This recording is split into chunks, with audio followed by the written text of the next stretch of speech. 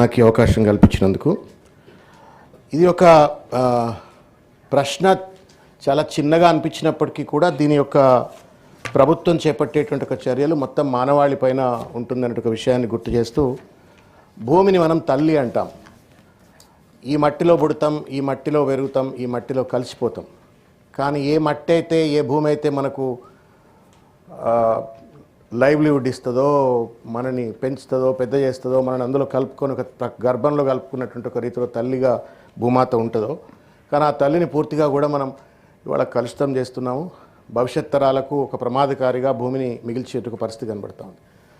ఇవాళ అధ్యక్ష, నేను ప్రశ్నలోకి వచ్చే ప్రయత్నం చేస్తాను అధ్యక్ష, బట్ చిన్న ఒక రెండు విషయాలు మీ దృష్టికి తీసుకొచ్చే ప్రయత్నం చేస్తాను. ఇవాళ కలుషితమైనటువంటి ఎరువులతో కూడుకున్నటువంటి, మీరు స్వయంగా మీరు కూడా రైతు, మంత్రి గారు కూడా రైతు కాబట్టి I'm sure you will be able to relate with what I'm talking. ఇవాళ మనము కలుషితమైనటువంటి ఒక వ్యవసాయం వల్ల, ఎక్కువగా ఎరువులు వాడటం వల్ల 40 ఏళ్ళకే 70 ఏళ్ళు 80 ఏళ్ళుగా ఈరోజు మనుషులు మారిపోతున్నటువంటి ఒక పరిస్థితి. స్కిన్ డిసీజెస్, తర్వాత క్యాన్సర్, ఇటువంటి ఒక జబ్బులన్నిటికీ కూడా కారణం ఏంటంటే మనం తింటున్నటువంటి ఒక ఆహారంలో ఉన్నటువంటి ఒక కలుషితం. అయితే చాలా రాష్ట్రాలు చాలా అగ్రెసివ్గా ఆర్గానిక్ ఫార్మింగ్ని కానీ, న్యాచురల్ ఫార్మింగ్ని కానీ, వీటన్నిటిని కూడా పెద్ద ఎత్తున ప్రమోట్ చేస్తూ ఉన్నాయి. కానీ తెలంగాణ రాష్ట్రంలో ఇంకా పూర్తి స్థాయిలో అమలు చేయవలసిన అవసరం ఉంది. ఎందుకు అవసరం చేయవలసిన అవసరం ఉంది అంటే, ఒకటి మానవాళికి ఉపయోగకారిగా ఉంటుంది అని చెప్పని, భవిష్యత్ తరాలకు ఒక మంచి హెల్దీ అండ్ వెల్బీయింగ్ సొసైటీని ఇవ్వడం కోసంతో పాటుగా సస్టైనబుల్ డెవలప్మెంట్ గోల్స్ను ఒకవేళ ప్రభుత్వం అచీవ్ చేయాలన్నా తప్పనిసరిగా సేంద్రీయ వ్యవసాయాన్ని పెంచవలసిన అవసరం ఉంది. అదేవిధంగా నెట్ జీరో గోల్స్ ఏదైతే UN గోల్స్ ఏదైతే ఉన్నాయో వాటిని అచీవ్ చేయాలంటే కూడా మీరు పెద్ద ఎత్తున ఈ యొక్క సేంద్రీయ వ్యవసాయాన్ని పెంచవలసిన అవసరం ఉందని చెప్పని తెలియజేస్తాను అధ్యక్ష. Thanks to our former chief minister KCR garu, he stabilize the agriculture sector in Telangana. గత ప్రభుత్వం పెద్ద ఎత్తున వ్యవసాయాన్ని మొత్తగా స్టెబిలైజ్ చేసి పడేసింది. దేశం గర్వించేటువంటి ఒక రీతిలో ఇవాళ మనం ధాన్య ఉత్పత్తిని మన రైతులు పండిస్తూ ఉన్నారు. కానీ వాళ్ళకు కనుక మనం కొద్దిగా సహాయకారిగా ఉండి సరి అయినటువంటి ఒక రీతిలో కనుక వెసులుబాటు కల్పించి, ఎక్స్టెన్షన్ కల్పించి, తర్వాత మార్కెట్ సపోర్ట్ని ఇవన్నీ కల్పించినట్టయితే తప్పనిసరిగా వాళ్ళు కూడా సేంద్రియ పద్ధతులను అవలంబించినట్టయితే దేశానికి ఏ రకంగానైతే ఇవాళ వ్యవసాయ ఉత్పత్తుల్లో ఏ రకంగానైతే తలమానికంగా ఉన్నామో, సేంద్రియ ఉత్పత్తుల్లో కూడా అదే తలమానికంగా ఉంటామనే ఒక విషయాన్ని గుర్తు చేస్తూ నేను ఒక 2-3 విషయాలు తమ దృష్టికి, మంత్రి గారికి దృష్టికి తీసుకొచ్చేట ప్రయత్నం చేస్తాను. రెండే విషయాలు సార్. స్పెసిఫిక్గా మీరు ప్రశ్న అడగండి. అదే అడుగుతున్నాను సార్. నేను అడుగుతున్నాను, ఇప్పుడు పక్క రాష్ట్రాలలో ఏ రకంగానైతే ఇవాళ ఆంధ్రప్రదేశ్ కావచ్చు, లేకపోతే మధ్యప్రదేశ్ కావచ్చు, మన పొరుగు రాష్ట్రాలలో ఏ రకంగానైతే ఒక అగ్రెసివ్గా లక్షల ఎకరాలలో లక్షల మంది రైతులను డ్రాఫ్టింగ్ చేస్తూ సేంద్రీయ వ్యవసాయాన్ని పెంపొందించేందుకు చేస్తున్నటువంటి ఒక కృషి అవుతుందో ఆ రకంగా మన ప్రభుత్వం పూర్తి స్థాయిలో చేస్తున్నట్టుగా లేదు. చేయడానికి మీరు ఏ రకమైనటువంటి ఒక వెసులుబాటు కల్పిస్తారో సమాధానం చెప్పాలని కోరుతా ఉన్నాను. రెండవది, the seeds is the very biggest link in the మొత్తం. దీంట్లో కూడా విత్తనాలు అనేటువంటి, ఇవాళ విత్తనాలు అని అంటే అంతే కల్తీ విత్తనాలు, లేకపోతే పెద్ద పెద్ద బడా కంపెనీలు సప్లై చేసే విత్తనాలు ఉంటాయి. ఈ సేంద్రియ విత్తనాలను ప్రభుత్వం సప్లై చేయడం కోసం what kind of the measures that government is taking, దయచేసి అది కూడా మంత్రి గారు సమాధానం చెప్పాలని చెప్పని కోరుకుంటా ఉన్నాను. మూడవది, ఎక్స్టెన్షన్ కోసం ప్రభుత్వం ఏం చేస్తూ ఉంది? గత ప్రభుత్వం కేసీఆర్ గారి యొక్క నేతృత్వంలో రైతు వేదికలు పెద్ద ఎత్తున ప్రతి గ్రామంలో కూడా కట్టినారు.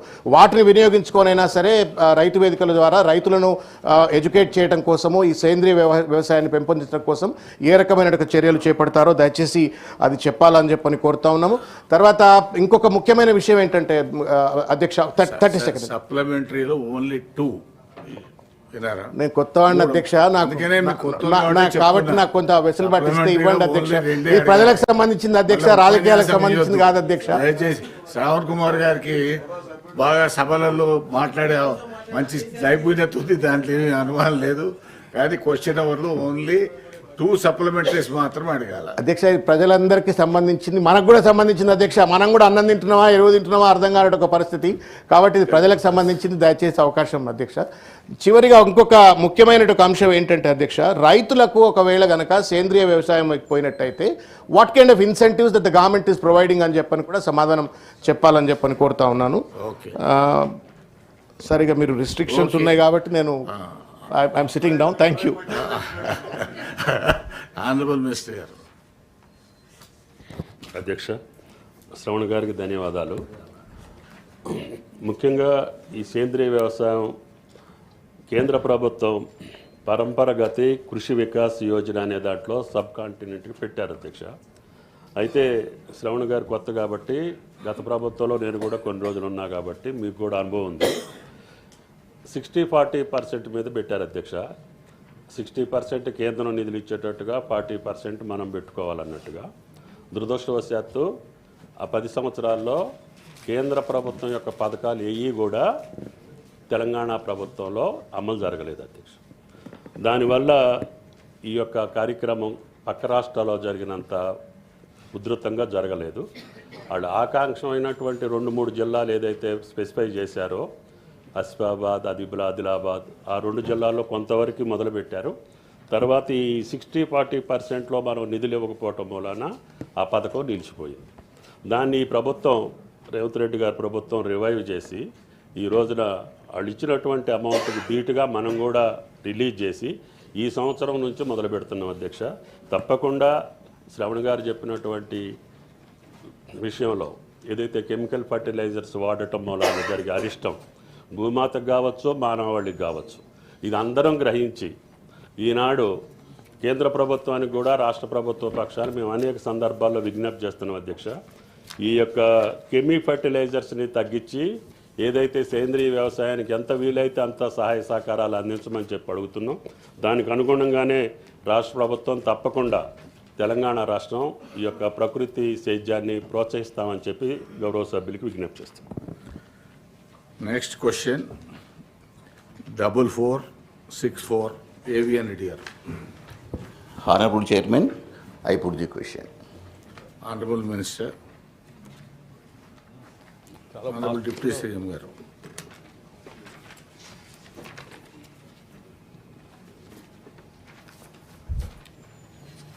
అధ్యక్ష, 31/3/2024 నుండి పదవి విరమణ పొందిన ప్రభుత్వ ఉద్యోగుల టీచర్ల సంఖ్య ఎంత అని మొదటి ప్రశ్నగా అడిగారు అధ్యక్ష. దాని సమాధానం 13,223 మంది ప్రభుత్వ ఉద్యోగులు, 7,177 మంది టీచర్లు 2024 మార్చి నుండి ఇప్పటి వరకు సర్వీసుల నుండి పదవి విరమణ పొందారు. బి ప్రశ్నకి అవునండి, రాష్ట్ర ఆర్థిక పరిస్థితి ఆధారంగా ఎప్పటికప్పుడు పింఛన్ ప్రయోజనాలు మంజూరు చేసి చెల్లించడం జరుగుతూ ఉంది. సి ప్రశ్నకి ఈ ప్రశ్న ఉత్పన్నం కాదు. డి ప్రశ్నకి అప్పుడప్పుడు. అట్లాగే అధ్యక్ష, ఈ ప్రశ్నకి చట్ట ప్రకారం కార్యాచరణను చేపట్టడం అయింది. Honourable member. Honorable Chairman, sir. సమాజంలో ఒక గవర్నమెంట్ పోయి ఇంకో గవర్నమెంట్ వచ్చిన తర్వాత గత ప్రభుత్వం చేసినటువంటి అప్పులు కానీ తప్పులు కానీ తీర్చవలసిన బాధ్యత ప్రస్తుత గవర్నమెంట్